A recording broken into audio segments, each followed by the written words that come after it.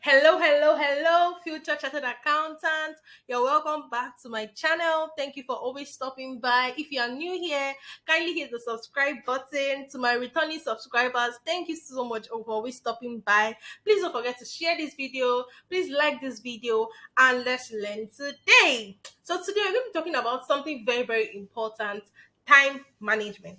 How you manage time in your Ican case study exam, because it's not just all about, oh, how do I do a financial analysis? How do I do my cover page? How do I write my executive summary? But you also have to know how to manage your time well, right? Time is precious. So, and obviously, they can mark what you've read or mark your jotters. They will obviously mark what you write down in your question, in your answer booklets, right? So, the ability to manage time, that to actually to channel your thoughts and arrange your thoughts basically in such a way that you'll be able to manage the time that is allocated and get maximum results is very important. So today we'll be talking about time management. So what's time management? So basically, what's time management? Ability to manage time, right? Use your time productively. So time management is very important in every ICANN case study examination. It's very important. Like you have to be able to manage time and a lot, because you see a lot of students that have issues in ICANN exams, and it's not just because okay that student did not have, like, it's not brilliant or didn't read or study or burn the midnight candle. The student actually did all that, but the student was not able to finish. You heard that, that's very common. Oh, I wasn't able to finish my exam. Out of three questions I did two, out of four I did one, I did two. A lot of things like that, and it's very unfortunate because this issue can actually be solved with actual learning. People actually neglect the fact that time management is very important. You have to learn it. You have to learn it. So don't worry about all that. We're going to talk about in this video. Now, ICANN examination is 4 hours, but if you don't properly manage your time, my dear friend, it will be like 40 minutes. So you have to be able to manage your time properly. So today I'll be teaching you a step-by-step guide on how to manage your time.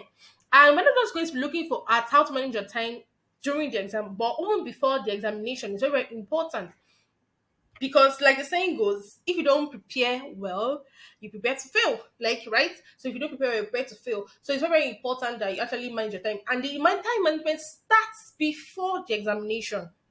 So the first thing is be calm. Be calm. There's a lot of pressure that comes with, oh, I can tomorrow. Oh, I'm on my way to my ICANN center. So many like emotions just rushes to your mind. There's a lot of tension. There's a lot of pressure. A lot of things just come to your mind, but you have to be calm. Someone special once said to me that you can't achieve much if you aren't calm. Like if you are under pressure, like a lot of pressure, you can't achieve much. And practice and preparation is the key to being calm. Like that's just the key. Like when you practice, when you prepare, although tension will obviously come, anxiety may come, but you will still have a sort of confidence that okay, at least I know I've read. But if you didn't practice well, if you didn't prepare well, and you're just entering the exam hall, your own tension will be raised to power two. So to avoid that, please practice well. Please prepare well. The second one is be prepared. Practice makes perfect, like they say. Be prepared. Don't see. I can exam. I can case study exam. You should read it too. Yes, you have auditing, you have advanced taxation, you have strategic financial management, and all of that to read. Yes, they are very important as well. But so is case study. Case study is not a pristine. Okay, when they release pristine, you just do analysis and you go there and pour out whatever you know. No, you will read your. That's why you have a study text. So please read it. And that's why you have this channel. Watch my videos. I've taught you everything you need. Like once you watch my videos, trust me, you are good to go. Do you understand? So please be prepared. Practice the pristine. Go through the pristine. Practice past questions even before the pristine is out. Read and prepare. So, and finally, before the examination, you should also have a sketch of how you want to structure your reports. Have a sketch of how you want to structure your report. Please don't go to the exam hall and say, oh, as it comes. As it comes. Don't go as it comes. Please. Don't go as it comes. Because you need to know a lot. Do you understand? So you have to have a sketch of how you want the structure of a case study report should be. And if you don't know how the structure is, that's not a problem. Just check my channel. I released the video on the how to have the perfect structure of your case study exam. Just look at it. watch through, learn it, practice it, write it down. Please, when you're watching my videos, don't just watch it like you're watching a movie. No, have a pen and paper beside you. It's a class. We're actually having a class here. Do you understand? So please practice, sketch it, use your pristine. When you get your pristine, that's why if you have practiced past questions before, by the time you get your pristine, look at it. From the pristine, you have information about you. You have information. Probably they may give you a tip of, oh, probably you know if an external and internal report. How do you know if it's an external and internal report? Go and watch my video on it. We've talked about that already. You will have your financial statement. You can probably do some analysis on it. There's some information that you actually get. You know the industry that you have you are going to be considering. So a lot of things like that. So research on it. Have a structure of the exam that you want to write. Don't just enter the exam hall with the mind that whatever comes comes. No, have a structure, have a sketch. And please, this sketch should not be in your head. Get a pen, get a piece of paper, and write it down. Your cover page, how your cover page should be from the page one to your executive summary down to your appendices. Have a structure. Yes, the question will not be complete, but you can have a structure of what you should do. So please have that, okay? So that's what you should have. You should have done before your exam. So it helps you to manage time. How does this help you manage time? Basically, it helps you manage time because you are going there with a plan.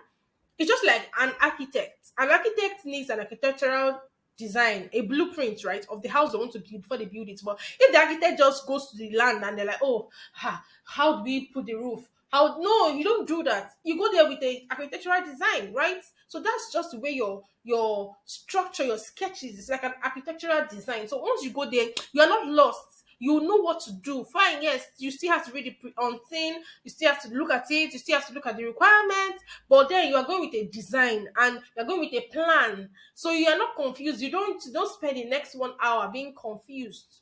Do you understand? So basically that's just it. So now how do I manage my time during the reading time? So now if you have actually followed the pattern of having a sketch of how your case study report should be. So now your reading time, you already know what you want to do, right? So the first thing is write your registration number and fill in other details very, very fast. And please be careful so you not make a mistake. Because what's the point of trying to be fast and you're supposed to write 1206 and writing 1208? Your results may not really come out and there may be a mix up and all of that there, here and there. So just be calm, okay? Write your registration number well. But you see people spending 10-20 minutes trying to write registration number, trying to tear out the part that they're going to submit, trying to gather themselves together. Please don't be like that. Write your registration number fast. And please, get to your examination hall as early as possible so that you can find your seat. You can tell the invigilators, oh, sir, please, can I quickly look at my seat? And if they're not allowing you to enter the exam hall before they allow every other person to enter, once they say, oh, students, it's time to enter the exam hall, and you enter, locate your seat ASAP. It's usually arranged serially most times. So locate your seat. So as you sit down, start writing your registration number ASAP. Do you understand? Don't make a mistake. The second one now, you must have gotten by now you should have gotten the examination paper, the complete examination question, right? So now move to the precinct, scan through the precinct again. Most times the precinct is not changed, but just in case it's changed, peradventure, if it's going to be changed, right?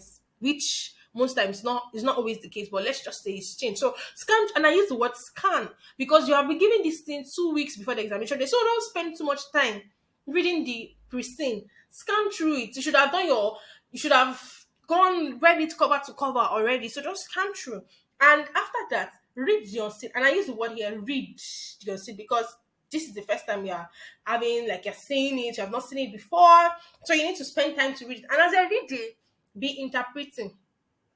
As I really be interpreting, okay, I was told to use a balance scorecard. Okay, what's balance scorecard about? Okay, I was told to analyze using profitability. I was told to carry a profitability analysis. Okay, do I have figures for the return on capital employed? Do I have the gross profit margin parameters? Do I have net profit? So start analyzing, start interpreting as you are reading the requirements.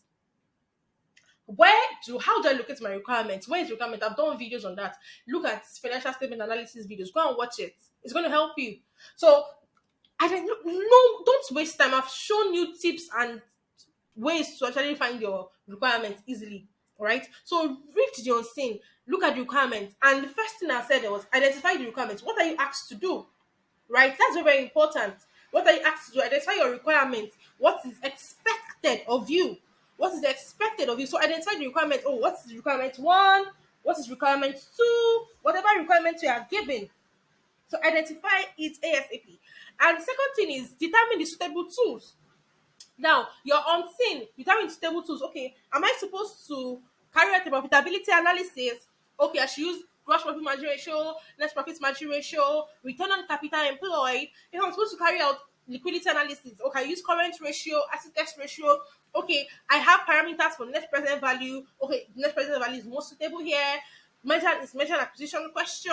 So determine the stable tools as as you are reading the requirements. And after that, scan through the question paper for the parameter for the requirements. Okay, now you have determined that okay, with this, I'm supposed to carry out a liquidity analysis. The question specifies that I should carry out a liquidity analysis, right? So now I'm supposed to carry out a liquidity analysis. So you need what? You need your current ratio, right? Okay, I'm supposed to carry out a gross profit. I'm supposed to carry out profitability analysis. Okay, I need gross profit margin ratio, right? So I know gross profit margin ratio is the gross profit over the revenue, right? So go to your question paper, check for your gross profit. Okay, where is the location of gross profit? Okay, gross profit is in the financial statement, which is exhibit 5. Note other things. So as you are starting, you already know that okay, I'm supposed to carry out a gross profit margin, and because now the invigilator has not asked you to write, please don't write when they don't ask you to write. Because if they seize your question paper and your answer booklet and they delay you, what's not the point of the rush, right? So you don't even need to write. You already know that okay, I'm supposed to carry out. I need gross profit and I need revenue, right? So check through the question paper. Okay, exhibit 5, gross profit is there, revenue is there as well. Okay, you already know what you're looking for because this over this will give me this. So, okay, I'm supposed to carry out a current ratio. What are the parameters I need? Oh, go to your statement of financial position, locate it in the question. Okay, this and this is what I need. So, when you start the examination, you don't need to say, hey, where is this? Where is this? Where is that? No, you don't know that already. You already located it. So, you just go, bam, and just get it done, right? So, it saves time. And you are not, another thing I also said is that you are not allowed to start writing until the invigilators permit, but you can visualize the structure of your report while you read through. Visualize it's going to save time. Like that, like what I said now. Okay, so when I'll have a table, okay, table on column one, I'll have the ratios I'm supposed to calculate. Column two, I'll have the formulas. Column three, I'll have the calculation for 2020. Column four, I'll have calculation for 2021. So have this visualize the structure. So when they say start writing, you just go to your appendices or whatever you're doing and you start writing it ASAP. You don't waste time. It's going to save you a lot of time. And all these things come with practice. How do you know what to watch my videos? You have everything that you need. Go and please don't forget to subscribe as well and share with other people. Let them benefit as well. So after this now, after the reading time, they will tell you to start. Now, after the reading time, the invigilators will ask you to start the examination. By before this time, you should have finished scanning through the pre-seen and reading the unseen. By now, you should have at least 1 hour in an hour because you are already unseen. They gave you unseen 2 weeks ago. So if you are spending, let's say, 10 to 15 minutes on the unseen, you have 45 minutes. Sorry, 10 to 15 minutes for the pre-seen. Pardon me. You have 45 minutes for the unseen, right? You have 45 minutes for the unseen. So 45 minutes is sufficient for you to actually carry out and scan through the unseen. So by the time you are asked to start, you should have finished reading. You should have finished reading because you have familiarized yourself with Ican questions. You already know how to identify my requirements. You didn't waste time there. You already know how to carry out a financial statement analysis when you watch my video. You already know how to carry out a financial data analysis when you watch my video. How to do your penny. So you have already analyzed everything already, right? So you just go straight into it. So the first one is the structure. The first thing you should do is to structure your reports. When you are told to write, structure your reports. Structure your reports. Now, I gave you a pattern below, and like I said, it's not mandatory. It's just a structure that I know it can help. So you can have your structure as well. The most important thing is the structure you are following should be a structure that will help you manage time. So this is just like an optional structure, but which is a tested structure in that sense that I've given to my students over time. And even when I even did my own ICANN exam as well, I also used the structure and it has been helpful. So it's a good way to actually save time. So the first one is now when you are told to start, the first page or page one is your cover page. Quickly write your cover page. Okay, who are you to who? To the board of directors of XYZ PLC. Okay, what is the title? Evaluation of the financial performance on XYZ PLC. Who prepared it? Prepared by the board of directors of Skyride PLC. What is the date? Date is November 20th, 2023, 2025, or whatever. And if it's an external report, right? Oh, write a disclaimer. This report was prepared for the board of directors of XYZ PLC. No liability will be accepted from authorized. Write all of that. Do you understand? So write all of that. So that's your cover page. So your cover page should be page one. That should not take you 5 minutes. Be fast with it because you have read your person, you have read your unseen, you already know whether it's an external report or internal report. If you still don't know how to identify external and internal report, that's not a problem. Just check my video on internal and external report. It's going to help you. So you already know whether it's an external and internal report. You already know whether you should have a disclaimer or not. You already know how to identify the date. I also created a video. I think that was my cover page video. You can watch it. It's cover page video on how to identify the date. You already know how to identify the date. You already know who you are writing to, who you are writing for, and the requirements you have been able to extract and coin a title from the requirement. So it should not take you up to 5 minutes to do this.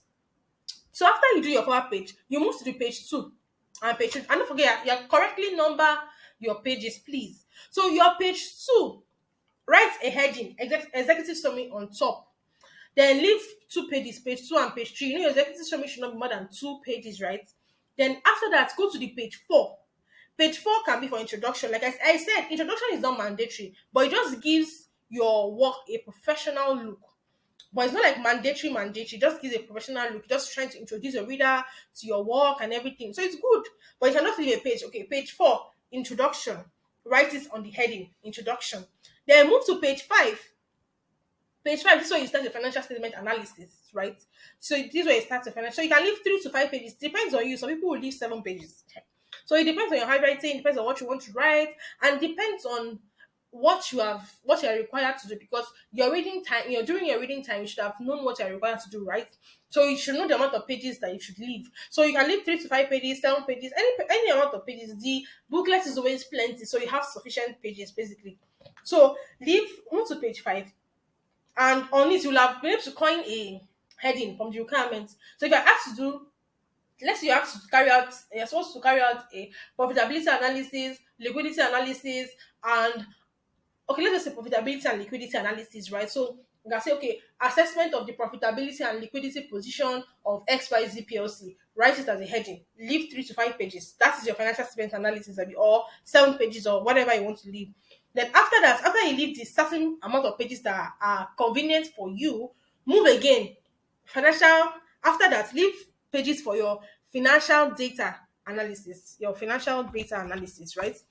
And this you should have known. Okay, probably they tell you evaluate the contract proposal and the strategic business proposals, for instance. Oh, you can have a heading of evaluation of the contracts and the strategic business proposals. Have a heading, leave 3 to 5 pages. After that, you can just probably leave 1 or 2 pages if you need anything or something like that, extra page. Then you move to your appendices. Now, this is where you have to start because, like I said in my appendices video, please watch that video if you haven't watched that video. Appendices video, that's where you start, like the way all the magic happens. Because you cannot do a financial analysis, you cannot interpret or write the body of reports if you don't actually calculate, because you are interpreting what you calculated, you are justifying what you calculated, right? So you have left all those number of pages. So you have moved to your appendices, right? So after that now, you should have, in fact, this one, write your cover page. Probably should have even done this. You can do this when you left page one for your cover page, or if you have not done it, please do it now. Write your cover page, Abi now. So you have left pages for your appendices, right? So if you have not written your cover page yet, this is the time to write it. Move to your cover page, write it. To, from, title, date, disclaimer if it's an external report, and no disclaimer if it's an internal report, right? Then after that, move to your appendices section because you need calculation. You need figures to prepare the reports. So you need to calculate. So while reading the precinct, also determine the most suitable techniques that you should apply the most stable techniques that you should apply. So you should have known what you want to do already. Do you understand? So at this point, just start calculating. Like now, you should have visualized it during your reading time. So you know, okay, table one, column one is the ratios I want to calculate, column two is the formula, column three is the for 2017, 2018, 2019. You have visualized it all in your head already. So you just go there and start.